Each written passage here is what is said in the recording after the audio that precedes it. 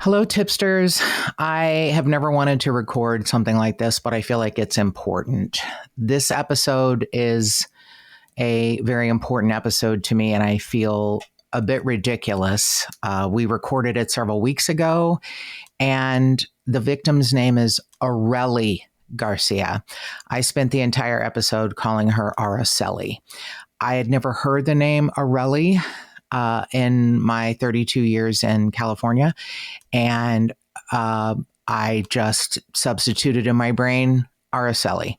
So I hope you and the Garcia family will understand. I went back and forth on how to handle this. After speaking with a few trusted advisors, we decided that instead of re-recording the episode, it was more important and timely to get the information out. I don't tell Joshua anything about the episodes so that his reaction is authentic. I don't even give him the name of the victim or missing person. And he reacts the way a listener would react, which is the whole beautiful point of him being my podcast partner. So instead of re-recording it and trying to make it seem authentic, we decided to keep the episode at it as is. But please excuse the worst mistake I think someone can make when you're trying to honor someone's case is getting their name wrong. And there are no apologies big enough, but I'm hoping that you will forgive me. Have I made mistakes in the past? You betcha. And eagle-eared listeners always let me know, and I try to amend things. But the entire episode could not be patched up, put back together, unless it were, kind of a mess. So we decided Arelie's case is more important to get the information out now. So that's why we're releasing it as is. I hope that makes some sense. And I hope you will listen closely to this case, because I know there is someone out there who knows something, anything. I know that to be true. And the Garcia family will never give up. They are a beautiful, tight-knit family, and they deserve the justice that I really hope they get.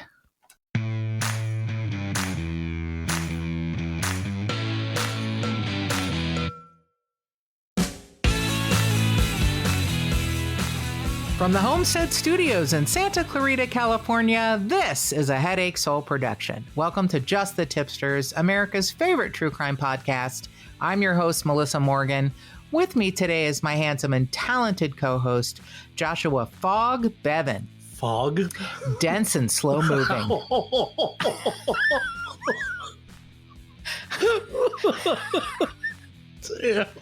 Right there, Foggy? That's it. I mean, you're not wrong. I'm not wrong. There's my little Foggy decaf. Yeah, that's you.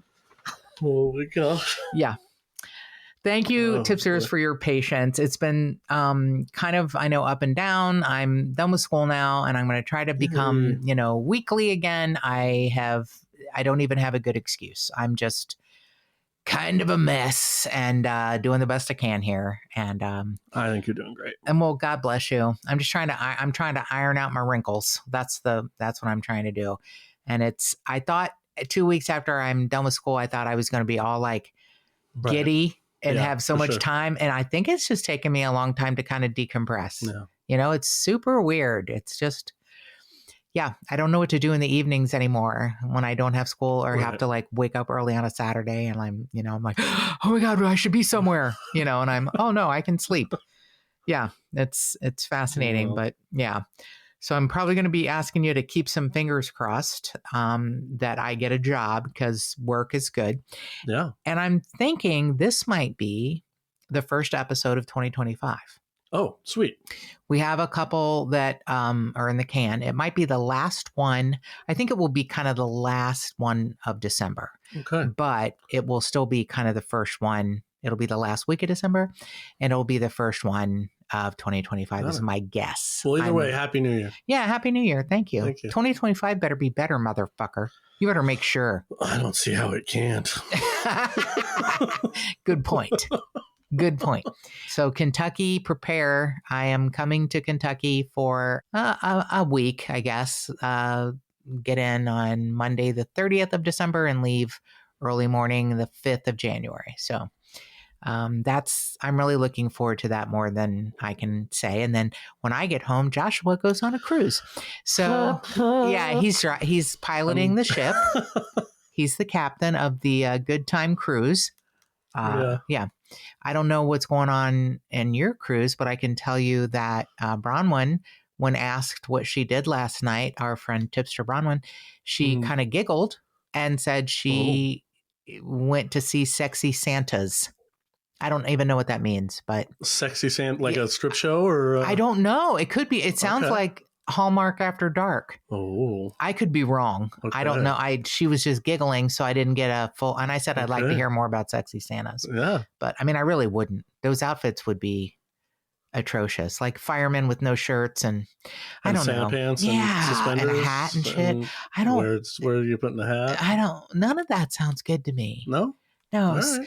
I am a weirdo. Like all of my friends were all into the Thunder Down Under and all that shit. When you said it, that's what I pictured. That. Yeah, I don't know if it was a strip show. Maybe it was like someplace where sexy Santas give you drinks or something. I don't know. Or big guys are like cleaning the dishes or whatever. Like big doing bear sexy type things, dudes like with beards. Yeah. Vacuuming. Right. Yeah.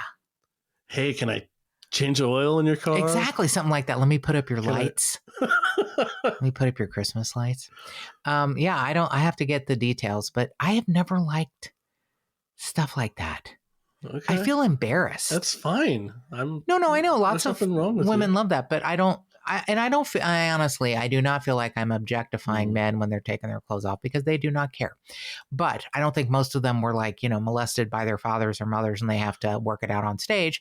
I think they are people that are well built and can make money off of that. But it's just never been a thing. I don't like it. Okay. I know you're not forcing me to go. I don't need you to go. It's totally You've chloroformed me and taken me to Vegas.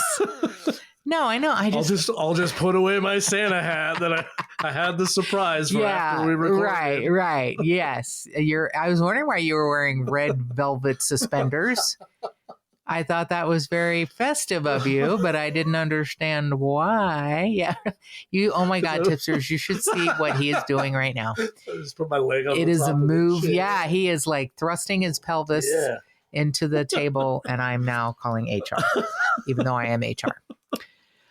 Okay, well, what helps me get through when Joshua does dances is Magic Mind, because it helps keep me calm and balanced when there is a grown man thrusting his pelvis on my face.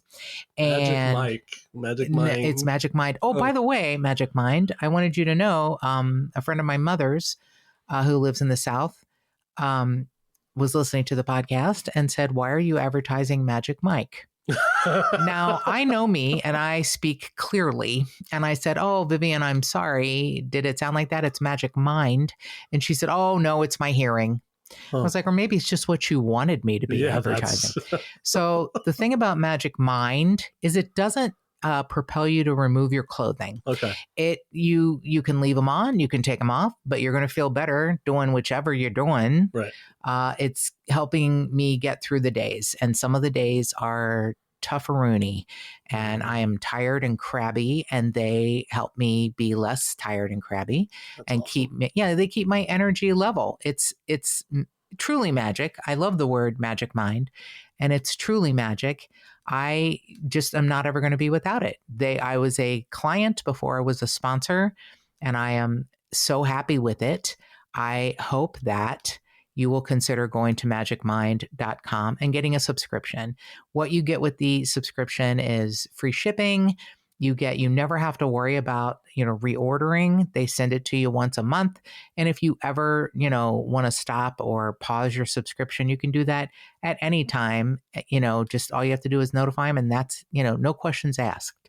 They don't come after you like, "Well, why are you doing this?" Like some companies, is there something we can do? No, just stop. But you won't ever want to stop. I never want to stop. They are, like a tool in my tool belt that makes life easier.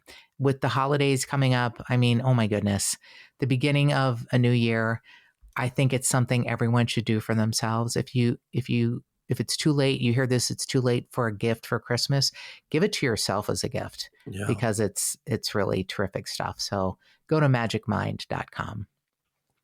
So this episode, I never want to do missing persons because people do them so much better than I do. There are so many other podcasts who do missing persons, and they are stellar. And there is one I can really recommend about this case, and that's Dateline's Missing in America. Okay. They covered it in July. And if you like missing persons cases, which I despise, only because the thought of it, I just stay awake at night, spinning. Sure.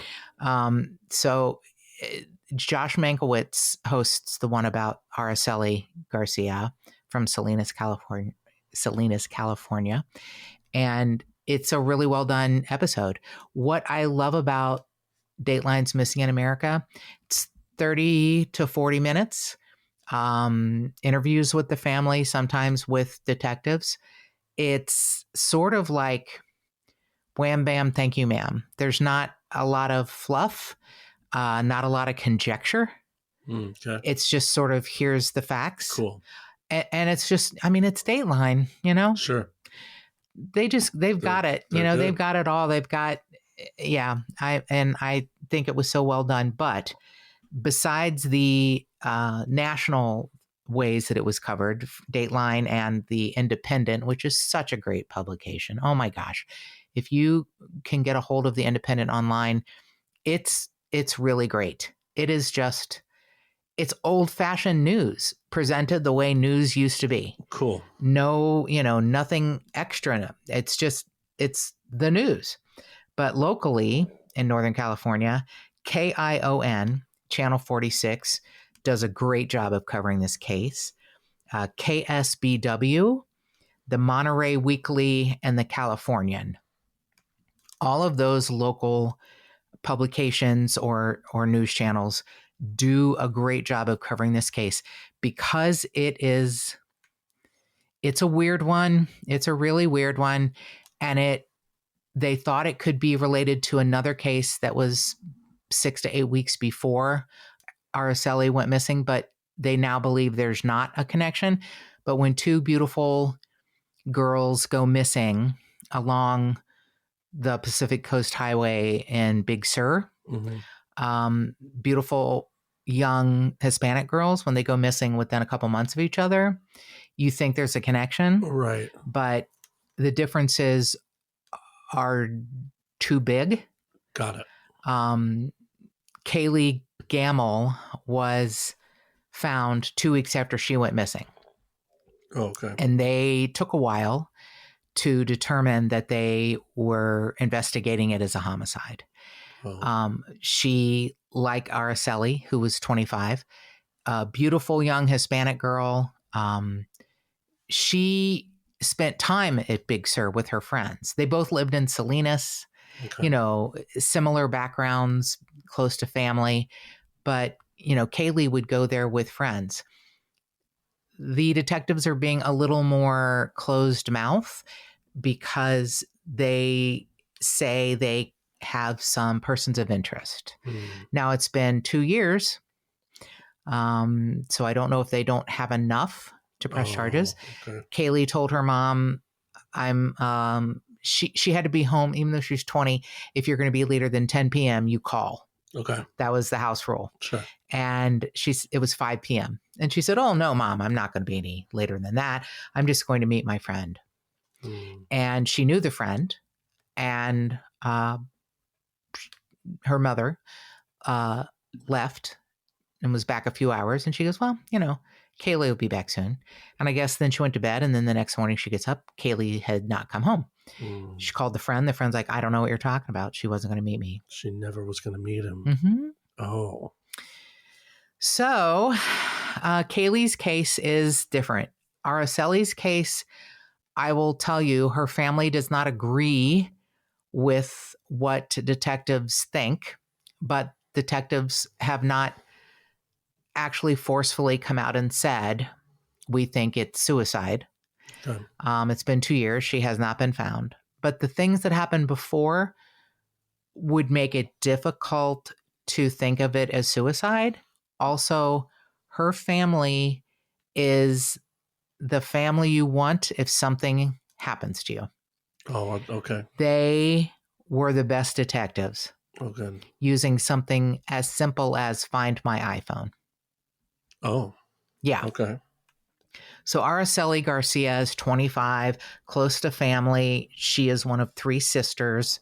They talk every day, and she lives with her mom.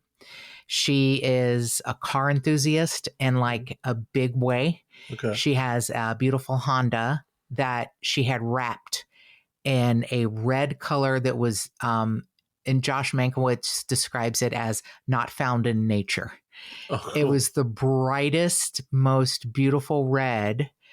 Her car, and she said, I want people in Salinas to know I'm coming.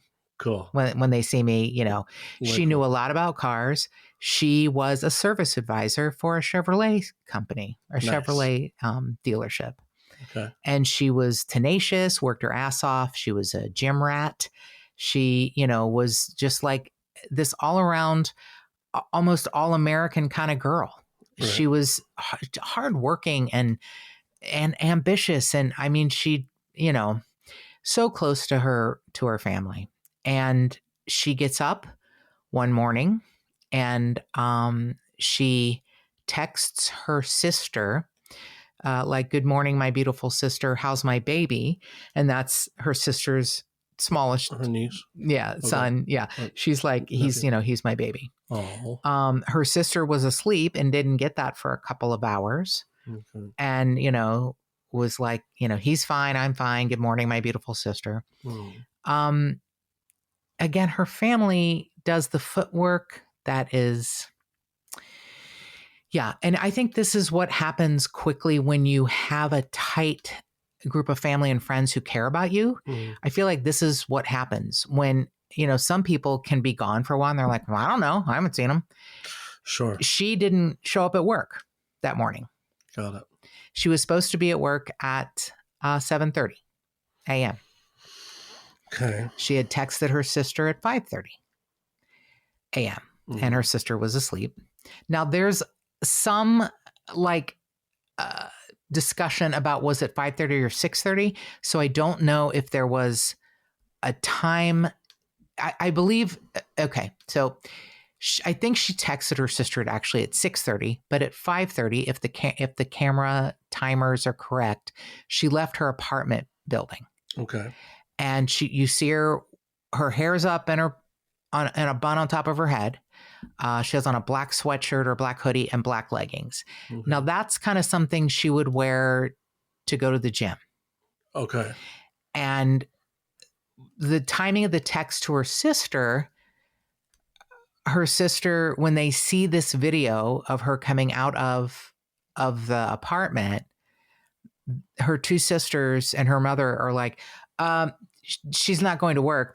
She couldn't get away with that at work. Not her work outfit. Yeah. Okay. Yeah. It's more of a, like what you'd wear to the gym. Okay.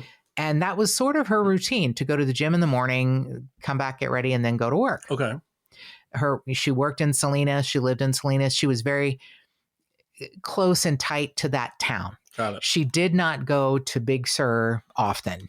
Okay. It's only, 50 to 60 miles, depending on which part of Salinas. But unlike Kayeleigh Gammill, who went with her friends a lot, that was not something she would do. She stayed close to town. She just, she wasn't big on adventures on her own. She had never run away. She always kept in contact. Right. Hence the Find My iPhone connected with the whole family. Got it. So the family, her older sister gets a phone call from a coworker who said Arelie hadn't shown up for work today. And she's like, what? Oh, there are 30 unanswered calls that go directly to voicemail. Oh, wow. By now it's about noon. Okay. Her sister and brother-in-law use the Find My iPhone app and trace her car to Big Sur. Wow.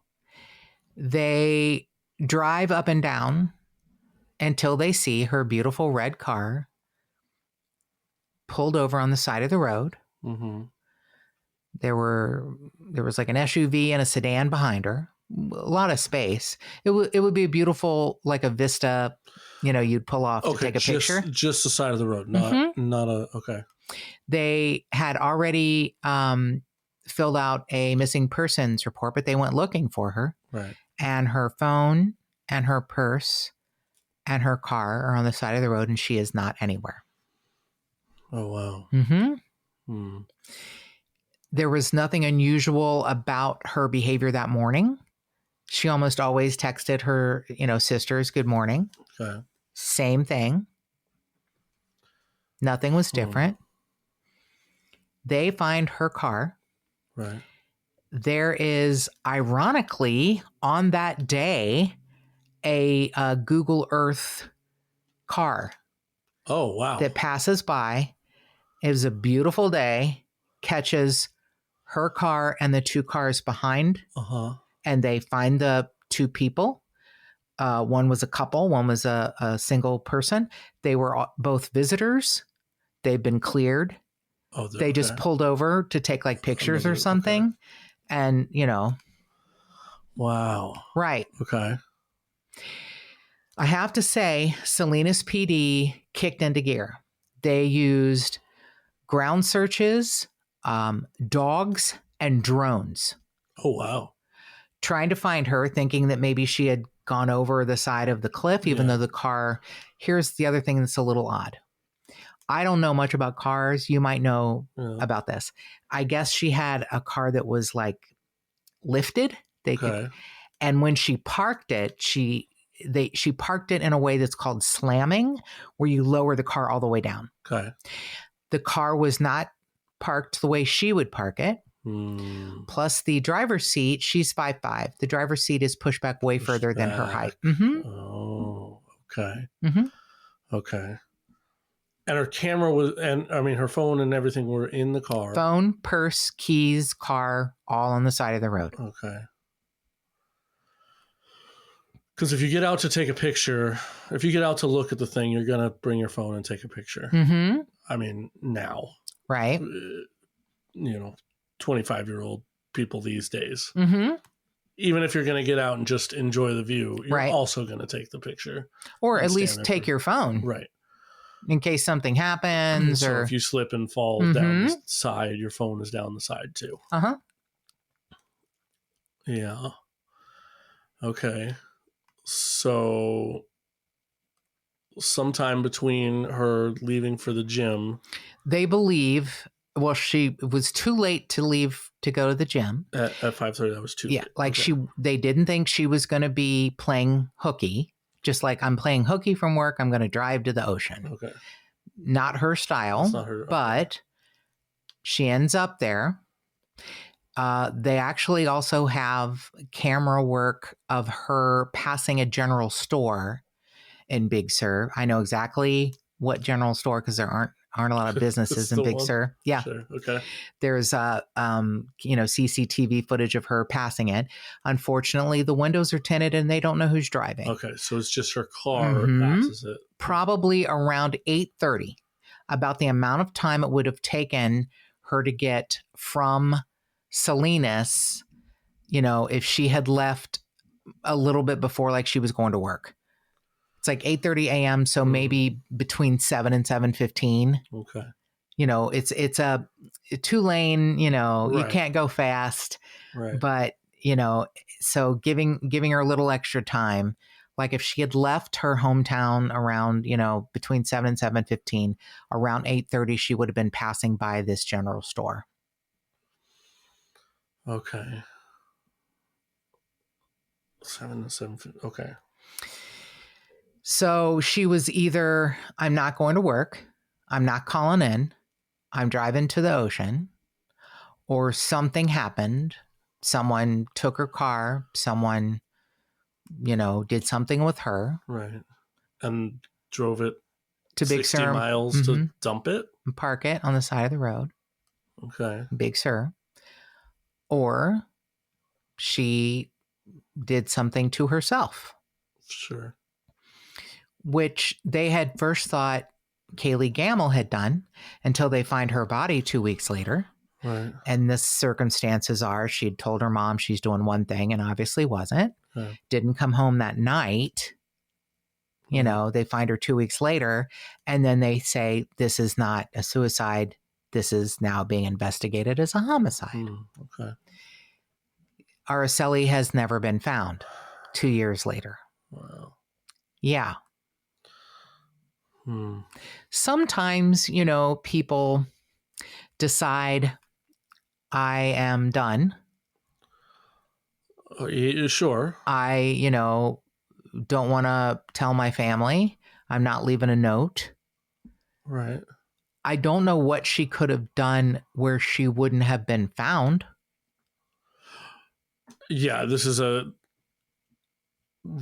area is a cliff or something, and then space before the ocean or whatever. Yeah, a little bit of beach. So it's not an enormous area. They would find her body. I mean, it's not just a vast forest or something. No, they would find her. No, it's on the west side of Pacific Coast Highway, and I'm going to post the picture of her car taken by Google Earth.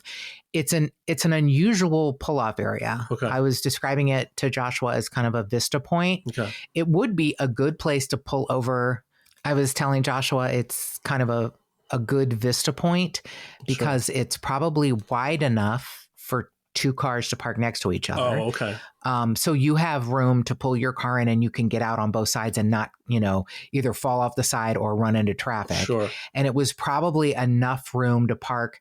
I said 10 cars, but maybe 8. Okay. There was a lot of space between her car and the cars behind her.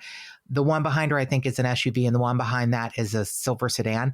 And there's probably another 3/4 to a full car length in between them. Gotcha. So nobody was crammed in or crowded. Good. You have plenty of room to get out, open either door. Okay. You're not going to be on, you know, PCH. You're not going to be on Highway 1, and you're not going to be falling off a cliff. Right. It was beautifully placed, you know, beautifully parked, not parked the way she would park it.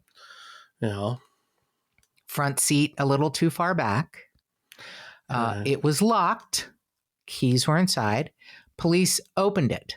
When they got there, her family, her sister and brother-in-law are like, this is her car. And they opened it, finding her keys, her purse, her phone, and other belongings, things of hers in the car. Okay. And no struggle, no blood. No. Okay. Absolutely no sign of any kind of struggle. Okay. Right. Right. Okay. A true mystery. Right. I mean, I don't even know what to say, you know? So what did she get up in the morning to do? Go to work, go to the gym and go to work. Yeah. Okay. Her sister said, you know, we would talk almost every day. She texted me, you know, I love you and my baby. Yeah. Good morning, beautiful sister. I love you and my baby. And there was no news about, oh, hey, I met this guy and nope. Nothing like that. Nope. There was a big family function 2 weeks before. She seemed totally fine, according to her sisters and her mom. Okay. You know, happy as ever, working hard, kind of just keeping, you know, her nose to the grindstone. Right. This is one of those ones where you're like, maybe she just woke up and made a decision. I'm done now and I'm going to walk off. But she's not. Where? Right. Yeah. She's 25. She hasn't had a lot of time to prepare.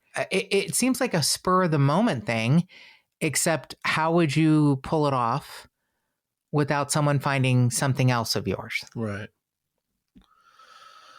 Yeah. And then why, at that point, why is the seat weird and why is it parked weird? And yeah, it feels like somebody else drove. Yeah. Unless she was trying to make it feel that way. I wonder that too. I was like, do you think she's trying to throw her family off? Because they would know it was not parked down the way she, you know, she's a car aficionado. Right. It was not parked the way she would park it. And it was too far back for her to reach the pedals. Is it paved or is it like gravel? It's gravel. Okay. I'm going to wonder, though, I don't know if you have your car airbagged and lowered, do you drop it all the way onto gravel? That's one thing that I'm curious if that's a real, because then your door is sliding across gravel. I'm wondering if you still leave it up. I think slamming is lowering it, but you can't lower it down to the ground. Well, it depends. If you have if you have a sports car, I mean, I had, Toyota Celica GTs, and I hated parking near certain curbs, but this is, I think if you see the picture, and I'm sorry, I don't have it, but I will, you'll see what I mean. It doesn't look at all lowered. Okay. And I don't know enough about slamming to know. I mean, that's a salient point that maybe she wasn't trying to hurt the car, because she sure did love it. I don't know. I was just trying to discount a clue as being a clue if it's not. I don't know. Yeah, no, it could absolutely be. I mean, it feels like it is. It feels like it's a clue. It feels like she maybe did it for a reason, or somebody didn't know how to do it who was using the car. Sure. Yeah, if she wanted to leave messages for her family, look, I did this. Right. There would be other ways to do that. Sure. It's the whole thing is such a weird ass mystery. Yeah. That's what's so weird. I mean, they did really think that Kayleigh's case and Araceli's case were connected for quite a while. Kayeleigh went missing in August of 2022. Araceli went missing in September of 2022, about 6 weeks apart. Yeah. Okay. And, they did think these two young, beautiful girls were, connected, but they have really discounted that now.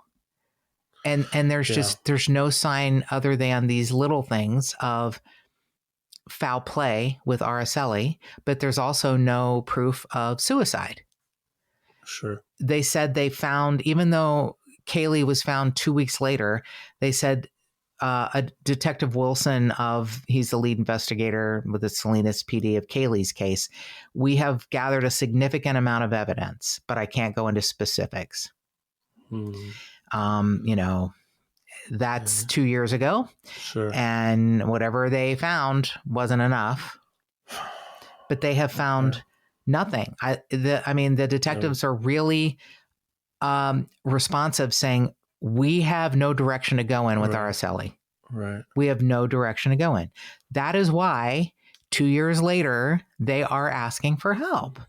And I get it. That's really Josh Mankiewicz says some of these, incredibly beautiful things, like, these people are struggling, and, they need our help, and holidays without their family member, it's not, it's not a holiday anymore.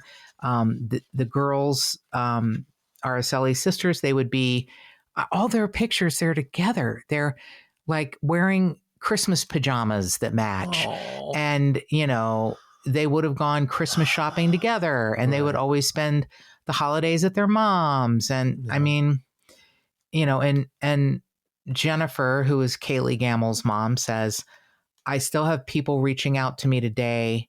And, she just impacted so many people's lives. I wonder if I failed as a mother. I think, why couldn't it have been me? Why was I not there to protect her? But she had these rules in place. Our rule is, if you're going to be later than 10, you let me know. Right. And, it's, the whole damn thing is heartbreaking as hell.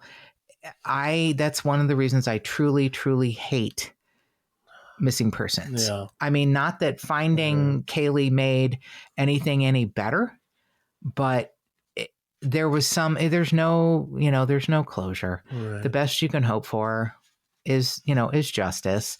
But if Araceli just walked off the earth, right, I would think there'd be something. Yeah. There would be, I hope, something. So ironically, the same detectives are working on both cases. One is still a missing person, and one is, Araceli's case, which they're classifying as homicide. And, both of them are asking for help. It's there's Detective Cruz, Detective Wilson, and we're going to give their number out. Josh Mankiewicz says, really beautiful things about Arelie. He said, clearly something happened that day she didn't plan. Sure. The circumstances under which she went missing are so hard to fathom. She left her home essentially too late to go to the gym and then go to work, which was her normal routine. Right. And he said, these are the families of the missing in America. Celebrating birthdays without the guest of honor. They're desperately searching for answers. And he is, the siren call for please help. Please help us. I know that Arelie, 5'5", 150 pounds, brown hair, brown eyes, black hoodie and black leggings, and she had a dermal piercing in her chest. I can't imagine that she is hanging somewhere around on the cliffs. I love that Josh Mankiewicz said, having an answer, even if it's not the one you want, can be a gift to the families of the missing. And the smallest detail might help solve this mystery. These families cling to hope, and what just might make a difference. Right. And he's right. I mean, these families, these detectives need all the help they can get when something is, this is truly a mystery. Yeah. There isn't anyone in her life that wanted to harm her.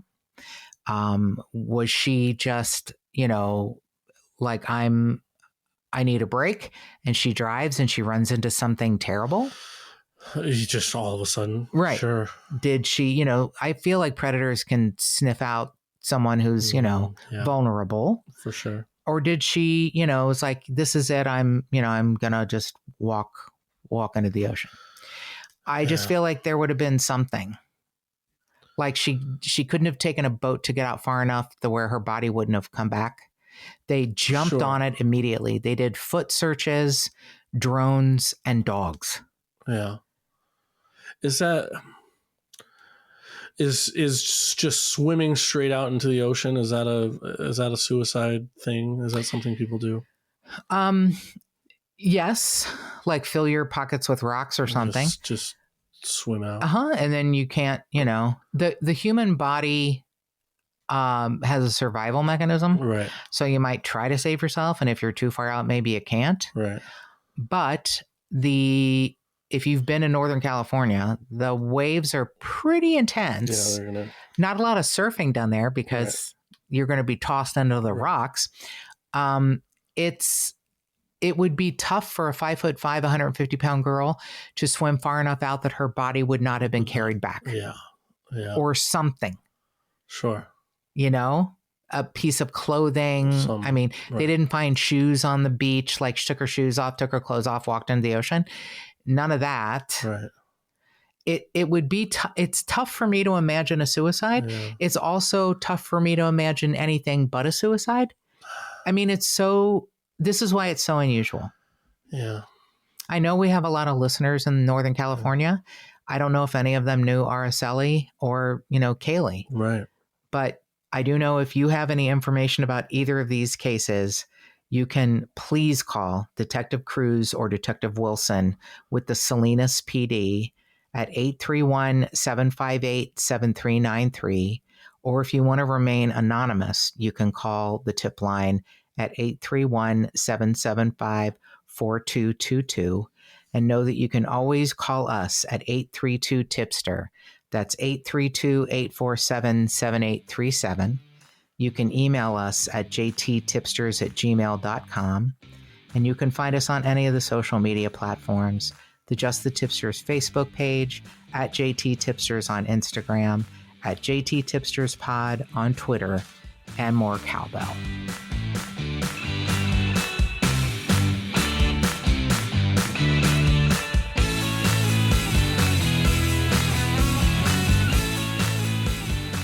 If you would like to support this podcast and get early access and other cool murderous swag, go to patreon.com/justthetipsters.